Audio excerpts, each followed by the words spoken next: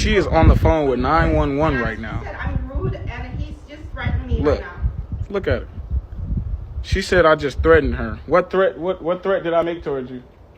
I'm Elizabeth. What threat did I make towards you, ma'am? Huh? This is crazy. I've never. I already knew what it was when I first got here, though. Here she is 1 minute later trying to sound distressed so the police can come quicker.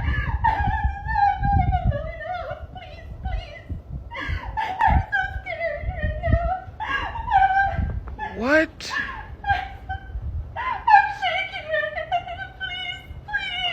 What? What in the world is this, boy? I ain't gonna lie. I've never in my life had to deal with no bullshit like this. Never in my life.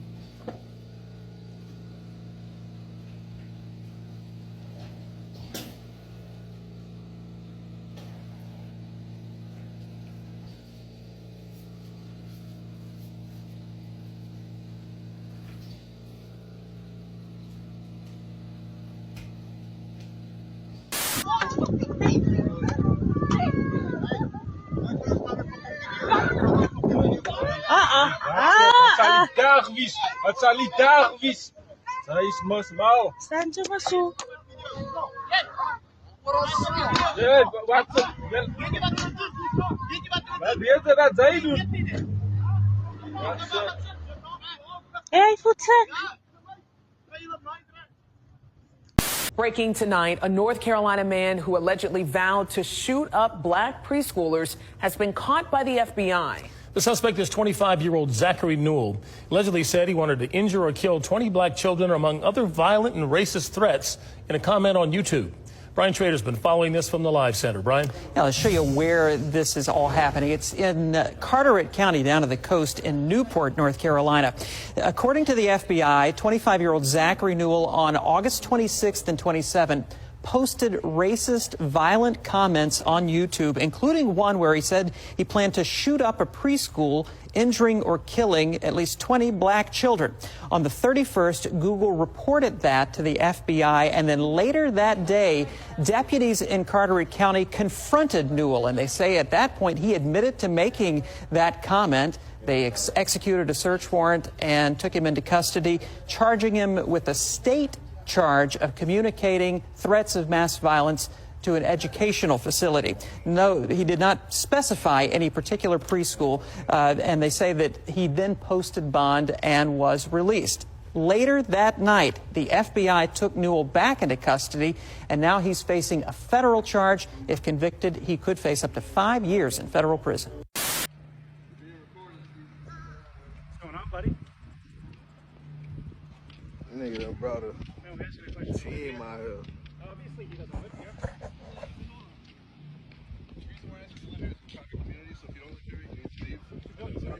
Visiting a friend, that's fine. Just let us know because you get neighbors' concerns because you're walking around my house. I'm not walking around your house. Hold on, Steve. You've been past my house 4 times. I don't know you. I've never seen you here before, and you're walking past my house over and over again. So if you live here or you have a friend you're visiting here, that's fine. I'm not in front of your house. You're actually following me. You went up the wrong way. We're just asking a question. You live out here? I'm a part of the neighborhood. You're part of the neighborhood? Does that mean you live here? It's simple.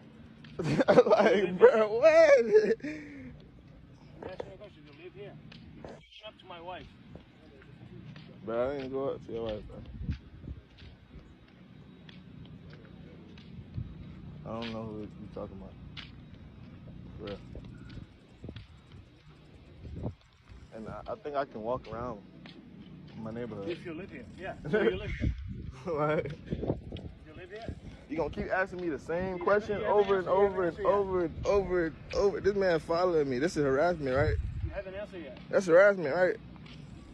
That's harassment, right? I think what you did to my wife, yes. Look. He followed. What you did to my wife. 26 years of working, and then anytime there was a special project like lifting, he always chose the black ladies. And I hurt myself by lifting a box, and I couldn't stop bleeding. I had to go to emergency. They thought that I was having a miscarriage. I wasn't having a miscarriage. My doctor had to pull me out from work. I'm so sorry. I'm so sorry. And I have to say thanks to my doctor. I don't know if I call his name, but he saved my life by putting me off work. It affected my mental health and my physical health. How much is the minimum wage that is supposed to pay our employees or your employees or our people from South Africa a month? You don't know. You don't know the minimum wage. So, I've just been told by Wimpy South Africa that... You've been told by who? Wimpy South Africa. Wimpy South Africa. That's what I must pay Okay. an hour. It's Wimpy South Africa. No, you see, we are having a serious challenge here. Don't tell me about Wimpy RSA. Right? I'm talking about you as a business owner. You are the business owner. You know, you're supposed to know how much is the minimum wage that is supposed to pay our employees each and every month in this country. Throughout my professional life, I've observed 5 ways that white people alienate black people in the office. My name's Curious Ben. I'm your caucasity coach. Let me explain. 1. They accidentally leave them out of emails. I've seen this happen so many times, this sociopathic type of accident that allows white people to have the upper hand on information that they share with each other while not including their black co-workers. Number 2, they develop leadership teams that don't include any black people. If your leadership team doesn't include any black people, how are you truly going to represent all your employees with your leadership vision and communication? Number 3, they create cliques that don't include any of their black co-workers and then have the goddamn caucasity to say, why do all the black people eat together? Number 4, they hire and promote people that they're comfortable with, people with similar communication styles, and this means either white people or black people who are able to navigate whiteness without upsetting the white people's comfort. And number 5, they create such a toxic environment for black employees that black employees quit and move on. So white people, if you're really serious about creating workplaces that represent the communities you live in, you're going to have to tackle these 5 ways that you're currently alienating black people in the workplace. I hope this helps. Stay compassionate. Was thinking earlier when he rolled up here to several dozen protesters. He had a lady friend in the car, several kids in the back, all of them yelling racial slurs, the B word to the UAW workers behind me here. And then he actually got out of his car, gestured like maybe he had a weapon, and that's when those workers joined in solidarity to find out what was going on. It's time they get their share like everybody else. First, on Friday, a visit from the head of the UAW at the Mopar division of Stellantis in Centerline. Then, another visitor. Yelling racial slurs, calling people the B word and the N word. Started throwing stuff at people. He started throwing objects at people and then reached behind his back like he had something. And in solidarity, you can see a sea of red going after the guy in neon. Skyfox catching it all. At one point, the rabble-rouser grabs a UAW picket sign to defend himself. Clearly doesn't work. Punches are thrown on both sides. Then a backwards trip from the guy in neon. Maybe a moment of clarity, realizing he's way outnumbered. And we got him on his way.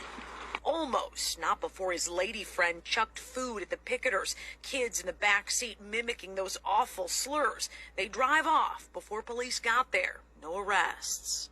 We not violent. We not looking for none of that. We not instigating no fights. But the man jumped out his car and attacked us. A couple middle fingers later in the day, too, but Troy Rollins says 99.9. This lady reporter says she doesn't know what this white supremacist was thinking. That's BS, and that's the typical excuse we hear.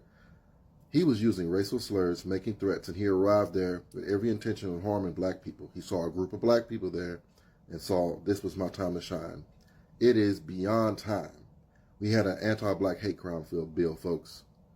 Joe Biden, Kamala Harris, and the rest of the Democrats, Congressional Black Caucus, you too, need to get on code and get us an anti-black hate crime bill. These white extremists are more than willing. They're happy to become white sacrifices at the altar of anti-blackness. This is becoming extremely dangerous. We need reparations. We need an anti-black hate crime bill instituted now.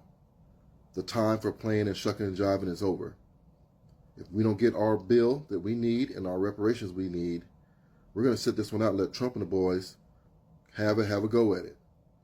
If black people are going to be specifically targeted, if we're going to be specifically targeted for abuse, we're going to make sure everyone else gets specifically targeted for abuse as well. There's no more of this time where black people are the only ones. We do most of the voting, we carry all the water, and when it's time for the abuse to come around, we take the brunt of it, and everyone else gets benefits. Those days are over. These people are targeting us and intentionally trying to harm us. This white supremacist arrived at that protest with his wife and child, who were also screaming racial epithets and making threats. These people are radicalized and ready to make themselves sacrifices at the altar of anti-blackness. We need legislation to protect us right now. Right now. The time for voting for the lesser of two evils is over. There is no distinction between a Trump and a Biden. They are both the same if we are equally abused the same. All right? God bless. And please be sure to take care of yourself. Even if you don't believe in the message that I'm explaining right here, right now. If you are black and you're on the sound of my voice, please take care of yourself. We are in dangerous times, and voting for Joe Biden is not going to help you. Right now is the time for us to stand up and be vocal about what our community needs to protect ourselves. The days of just participating, just to be participating, to have fun, the gang of Bloods and Crips, Democrats and Republicans, this is not a game anymore. You can't participate in that game. That game has never yielded us any results. The game you need, the actual game you need to be playing is blackness and advocating for your people. It doesn't matter who is giving it. All right? We can't be political children anymore. It's time for us to grow up as a black community politically and control the political debate in our community. We can't have political candidates going to get rappers and entertainers to come woo you to go vote and pretending that institutes blackness. Those days are over. We have to be realistic about what we need and what we are going to need to have to protect ourselves. Because folks like that white supremacists at that protest, they're only going to continue to grow in number and get more bolder as times get harder and more economically challenging for everyone. They're going to be looking for a scapegoat, and usually we are it. All right? Time to protect your community and make hard choices. All right? A lot of us have invested a lot into a Democratic Party that has done nothing for us. And that's not to say that the Republicans are better, because they're not. They're two wings on the same bird of anti-blackness. And if you can't understand that, you don't understand how white supremacy works. And everything that you do think you understand is only going to confuse you. And which means every word I said has just went over your head. All right? God bless. Take care and be safe out there. And you know what the fucking crazy part about this is white people walk around, right, as if everyone else is the threat, blissfully unaware that everyone else is keeping an eye on us, watching how specifically white men interact Whether or not we seem irritated, frustrated, loud, quiet, every other community has to be hypervigilant of how white men, well, and white women too, operate at all times. And then white people walk around with this false sense of hypervigilance that we might be under attack or we have to be careful who we're around, when we're the fucking threat every time we step foot out the door. And there will be white people that read this comment and be like, well, I'm not dangerous. Why would anyone do this with me walking down the road? And it's the point that every single white person, me, every goddamn white person, presents a threat the minute we step foot in society, in our communities. Because nobody knows, even the fucking leftist white people, Democrat, white communists, we are so reactive to correction. We're so, reactive to anyone that might not agree with us or that tries to hold us accountable, that nobody wants to take the fucking chance. It doesn't matter where a white person lands politically, and I don't think a lot of white people realize that. Every single one of us presents a threat at all times.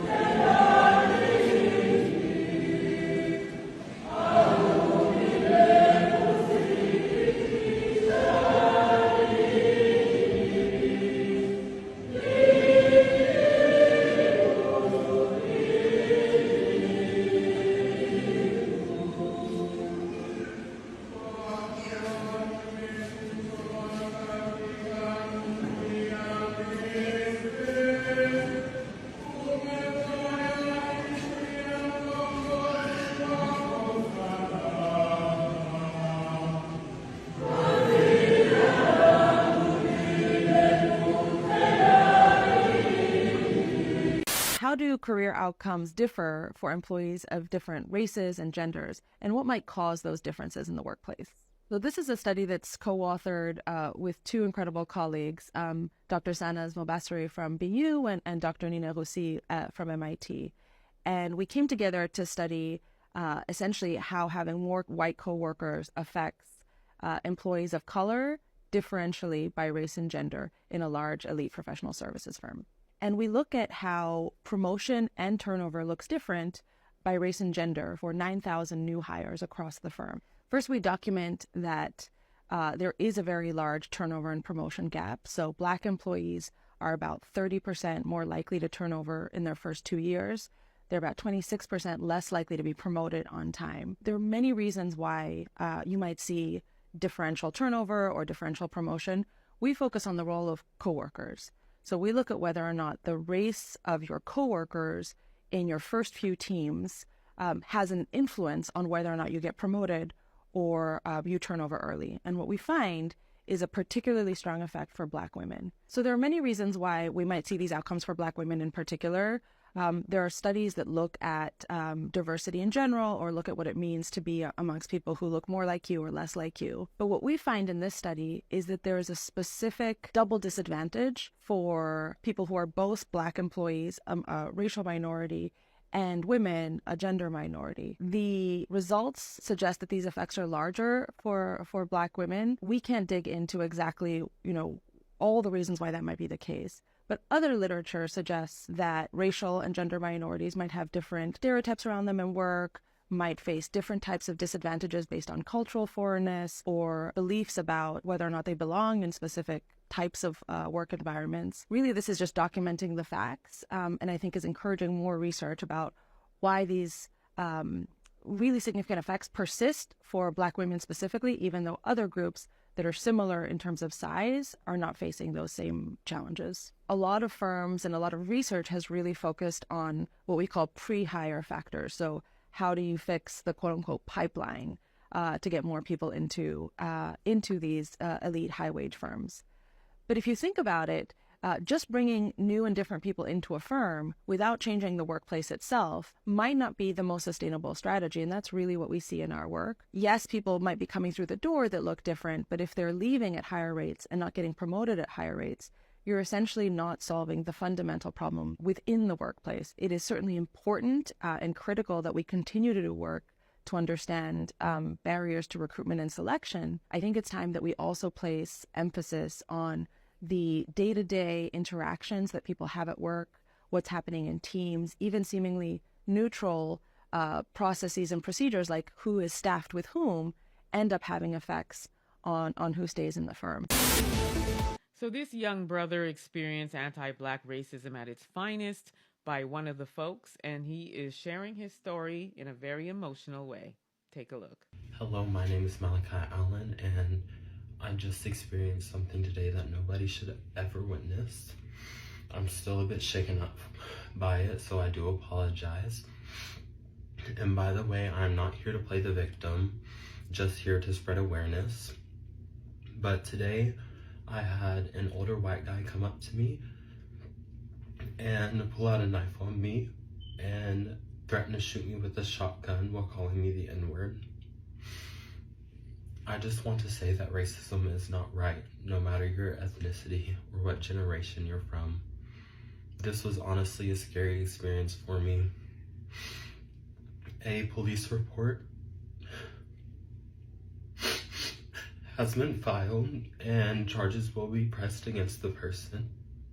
And I just hope that justice is served. Okay, so this took place in Tennessee. Need I say more? And just judging by this young brother's, story and his reaction, I want to say that this may have been his first time experiencing that. And I guarantee you, young brother, it won't be your last time. So now's the time to learn how to defend yourself. And, also make sure that you are prepared yourself, right? Because this person brandished weapons, right? And was threatening him with them. And he may have acted it out. And this brother would have been without a way to defend himself. So it's just right now, the climate that we're in the United States and Canada, globally, when it comes to our Black youth and women and men and children and elderly, we're just not safe out here. Okay, we're not safe. So we need to make sure that we're prepared to defend ourselves if we need to, because they're out here hurling racial slurs and, brandishing weapons and pointing it at us and, physically assaulting us with them. So what are we supposed to do now? Are we supposed to just allow them to do this to us? We can't anymore. We can't. Our youth, this is a young man, are at stake too. Their lives are at stake. So, toughen up, brother, because this will not be the last time, as I said. And you're in Tennessee. We need to make sure that we're prepared. Fortunately, this man has been charged, but again, he's been charged. What's really going to happen? What's really going to happen? He didn't touch him. He didn't harm him. He hurled out racial slurs. Maybe he'll get a slap on the wrist because he has the complexion for the protection, So at the end of the day, will it make him stop? No, he'll do it again. So we have to protect ourselves. God bless this young brother's heart. Let's hope he'll be okay. And let's just continue to look out for our young people. Let me know what you all think about this. Don't forget to like, subscribe, share this content. Until next time, I shall see you again. Please be safe. Have you guys seen that video that's going around of a black lad walking around in his neighborhood, and then he's being followed by a group of white people asking him why he's there, because they particularly felt that he shouldn't be in this neighborhood? He repeatedly said to them, "This is my neighborhood." They constantly following him and harassing him for being in that particular neighborhood. Now, this is a public road. Even if it wasn't his neighborhood, this is a public road. This is how scary, you have to be fearful of us, our black men, where they go. Because, anything could have happened to you. He had his mobile phone and he filmed it. He was filming it. And there is this one man, he drove up in his car like Starsky and Hutch. Yes, I'm that old, I remember Starsky and Hutch. And went for a gun. It was one of the other man that stopped him. But they were there harassing this guy. He's walking, minding his own business and harassing him. He's in his own neighborhood. His mother has now put a statement out that says, yes, they do live in the neighborhood. And he went out for a walk so he can have a word, speak to his girlfriend privately on his phone. And why is it white people are so scared of black people? What is it? If you're white and you're watching this, let me know. What is the problem with you and black people? Why are you so scared? And why is it that you have to harass our men, right? In particular, right? Why are you so scared? There's good white people and there's bad white people. There's good black people and there's bad black people. We're not all the fucking same. What is it that's going on? Why? And you're going to be called out because now we've got social media, we've got mobile phone, and we'll film that shit, right? So you're going to be called out. It's particularly disturbing because, anything can happen. What about the lad they found hanging from a bridge, or was it a tree or something? He didn't put himself there. He was at work. He was in his work. He was working.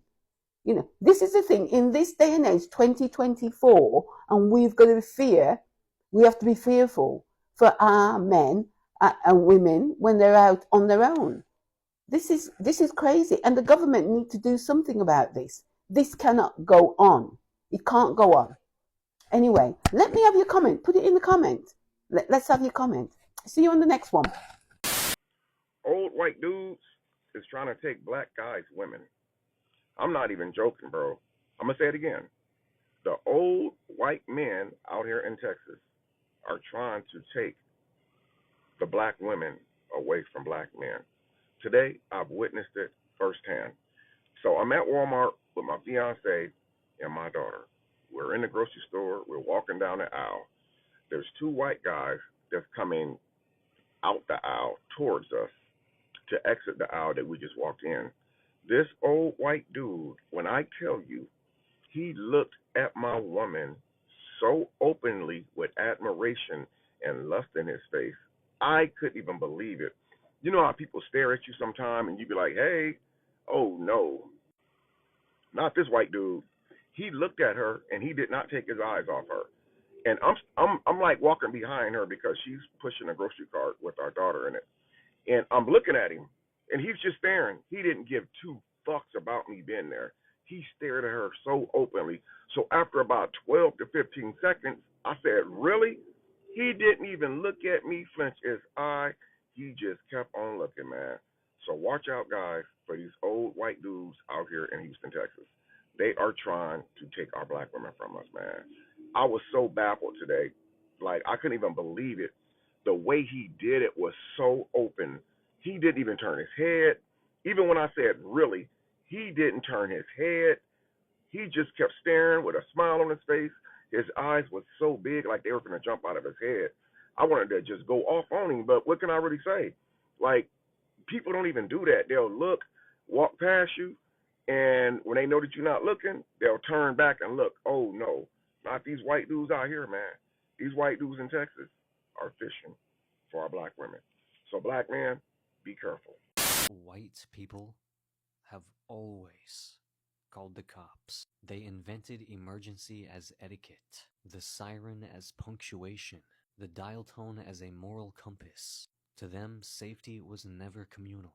It was outsourced, deputized, franchised. They called the cops on jazz, on joy, on neighbors, on noise. They called the cops on shadows. They called the cops on the future arriving too loudly.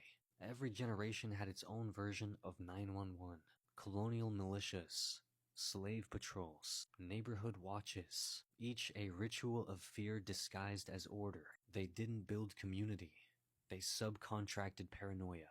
Meanwhile, other people built circles, councils, elders, mediators, systems of balance. But white people turned every disagreement into an arrest. Every streetlight became surveillance. Every phone became a confession booth. The call wasn't about crime. It was about control. The police weren't protectors. They were proof that whiteness required witnesses. Cope. I think white people are so triggered by black joy because they have zero control over it. And white people are all about control. And anything they don't get to control and manage and dictate freaks them the hell out. They don't get to be the leader. Small note to white South Africans who want to move to America as so-called refugees.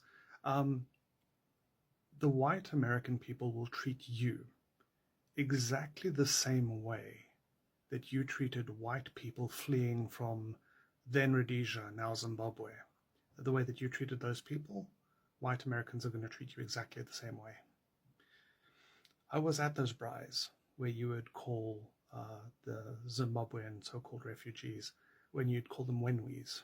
I used to call them that. You used to call them that because, you know, when we were in Zimbabwe, when we were in Rhodesia, and you used to call them wenwes. The American white people are going to treat you in exactly the same way. There will be no difference. Yeah, you will be social pariahs. I would say our country should be more fearful of white men across our country, because they are actually causing most of the deaths within this country. We should be profiling, monitoring, and creating policies to fight the radicalization of white men. Honestly, you're not going to believe what I'm about to show you. Okay, that's all right. Just keep an eye on it. Just get the right fit. Just start. Put your hands on the steering wheel. No. What are you reaching for? Oh, whoa. Hey, Get out of the car, man. You got a gun right there. Whoa! Get out of the car. There's rights to this. Get out. There are rights to this. Do you have a control? There are rights to this. Whoa! Get out. Hold up right there. It's open. My hands are up. My hands are up. No, you got to. This is on body cam. You have a body cam, sir? Put your hands over your eyes. Do you have a body cam? Put your hand over your eyes. Do you have a body cam, sir? Put your hands over your eyes. I will send this dog on you. I will shoot you if you do. Don't grab that gun. You have rights. Put your hands. You have rights too. You have rights too. Don't you dare. You have rights. You can't shoot me here. You This is unconstitutional. You know that. Right, you have a weapon, okay? Yes, I do. It is. Don't. What I need you to do. Hey, you can't be grabbing me on this. Is also unconstitutional. Body cam request. Can you quit yelling so I can talk? To America, one thing I noticed: white people, yellow people, brown people, Hispanic, they treat you different when they realize you are not American, like Black American. I'm Asian. I just moved here. One thing keeps happening to me. I'm quiet. I'm reserved. I know that. When people saw me at first, they kind of mean, cold, trying to ignore you, don't want to talk to you. And then when they hear your accent, they find out you're an immigrant, okay? They're trying to be nicer. Thank you to this Haitian young lady for letting her melanated immigrants, whether you're from the islands, whether you're from Latin America, whether you're from Africa, you are not the same as Black Americans. Okay? I understand, I get it, that a lot of you guys want to fit in with Black Americans, and I get that colorism, racism is everywhere in the world. I understand that the world perceives that America obviously is predominantly racist because of what happened with the history of Black Americans and white Americans. But at the end of the day, Black Americans get treated differently than melanated immigrants that come over here from all over the world. We are not the same.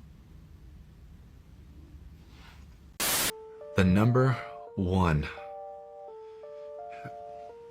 offender type is biological fathers, but by far it is being done by middle-aged Caucasian men. over half of them college graduates. Many of them are educated, good jobs. This isn't just who we're thinking about. Like they're technical savvy, and I think that it is time that we call them out. Like that we can't stand by and stand back. Like we have to stand up and say, not only are we not doing our job as men, it's actually the opposite. Instead of being defenders and protectors of our families, we're hurting and abusing. Literally, I have so many experiences of white people, like white couples, and it's always the women, sometimes it's the men as well. Like, I'm not gonna say these guys are perfect. They actually go through a lot of like mental things, and if you do like things like that, you get like really aggressive, and they do a lot of things like that, so they're always kind of like aggressive. But you know what, I remember moving into my new flat, my neighbor's white couple, whatever.